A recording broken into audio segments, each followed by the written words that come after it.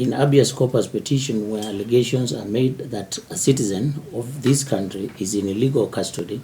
it is the duty of the court to safeguard the freedom of the citizen, which has been guaranteed to him by our Constitution, and to immediately, and I emphasize this, to immediately take such action as would ensure that no person, however high or low, acts in contravention of the law or in a high-handed, arbitrarily and illegal manner, while no doubt it is the duty of the court to safeguard against any encroachments on the life and liberty of individuals. At the same time, we recognize that the authorities who have the responsibility to discharge their functions vested in them under the law of the country should not be impeded or interfered with without justification. End of quote. The provisions of Section 26 of the IPOA Act and Section 30 of the KNCHR Act cannot have been intended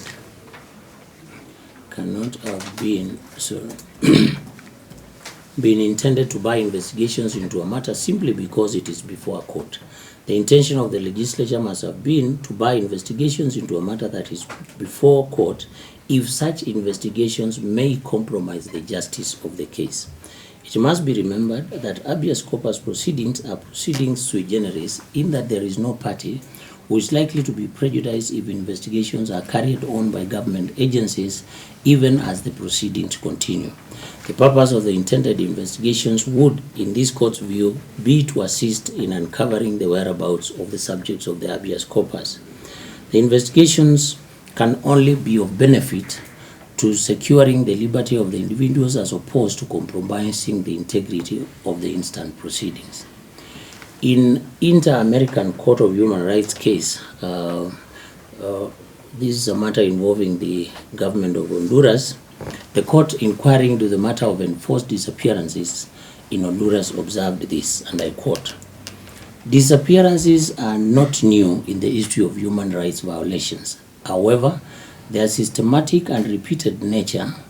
and their use not only for causing certain individuals to disappear either briefly or permanently, but also as a means of creating a general state of anguish, insecurity, and fear is a recent phenomenon. Although this practice exists virtually worldwide,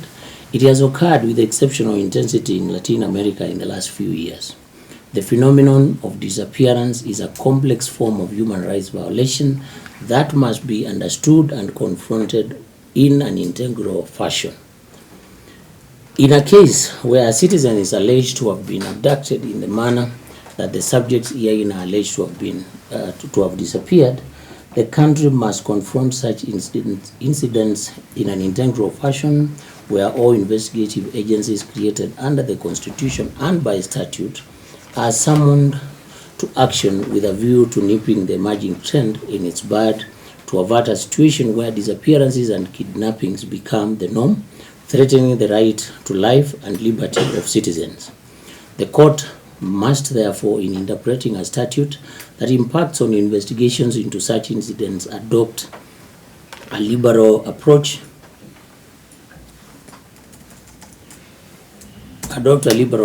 to achieve the goals of justice. A restrictive interpretation of a statutory provision would most likely lead the court to taking a position that limits the realization of the right to liberty of the subject of habeas corpus. In Boya versus the Attorney General, the court stated the following: in searching for the purpose of the act, it is legitimate to seek to identify the mischief sought to be remedied by the legislation. In part, that is why it is helpful, where appropriate, to pay attention to the social and historical background of the legislation. We are obliged to understand the provisions within the context of the grid, if any of the related provisions of the Constitution as a whole, including the underlying values of the Constitution that must be promoted and protected. Although the text is often the starting point of any statutory construction, the meaning it bears must pay due regard to context. This is so even when the ordinary meaning of the provision to be construed is clear and unambiguous. In considering the impugned provisions, we are obliged not only to avoid an interpretation that clashes with the constitutional values, purposes, and principles, but also to seek a meaning of the provisions that promotes constitutional purpose, values, principles, and which advances the rule of law,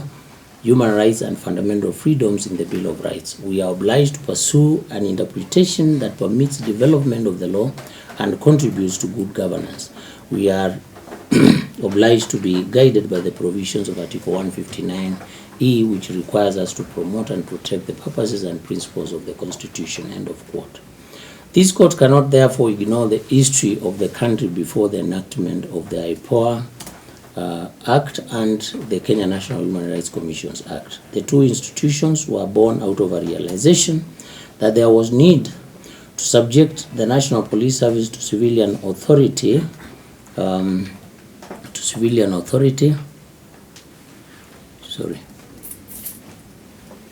in order to promote accountability, and the need to create an institution in the name and style of the Kenya National Commission of Human Rights with a specific mandate to deal with human rights issues whenever they arise. The Commission on Human Rights under Article 249(1)(c) is enjoined to promote constitutionalism, and in doing so, the Commission is clothed with investigative powers to inquire into allegations of human rights violations in the country so as to promote constitutionalism and the observance of the rule of law. By enacting Section 30 of the Kenya National Human Rights Commission Act,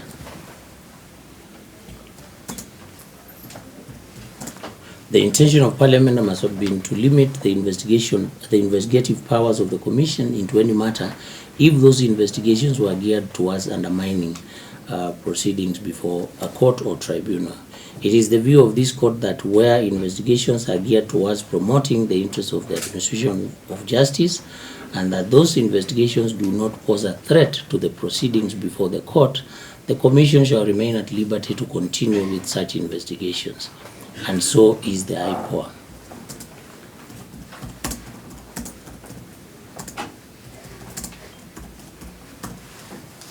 In my view, this is the interpretation that accords with the duty of the court under Articles 10, 20, 23, 165, and 259 of the Constitution. A reading of the long title to the IPOA Act reveals that the intention of Parliament was to provide for civilian oversight, especially where allegations are made against the police touching on the discharge of their mandate. In these proceedings, the applicants alleged that the subjects were arrested and are detained by the police. The police, on the other hand,